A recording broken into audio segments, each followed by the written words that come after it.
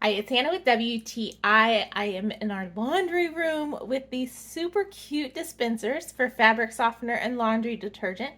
They are by A&P Premier Products and they are adorable. And these are the ones with white lettering. You can also get black lettering, but I kind of like the white. And then it comes with this cute little ribbon for you to tie on. If you are not into the ribbon, you don't have to. So we recently stacked our washer and dryer, so I no longer have the top of my washer to store my large thing of detergent. So I needed something to store it in, and I thought, why not get something that is super cute? So here I go. They were really easy to fill. I used a funnel, but the opening is big enough you definitely wouldn't have to. And then the opening to pour the laundry detergent is a really good size. It doesn't take long at all to dump it into the washer. These dispensers are so cute. They're so easy to use. They really just make a laundry room look so much tidier and cute. And who doesn't need a little more cute in their life? But that's just my point of view.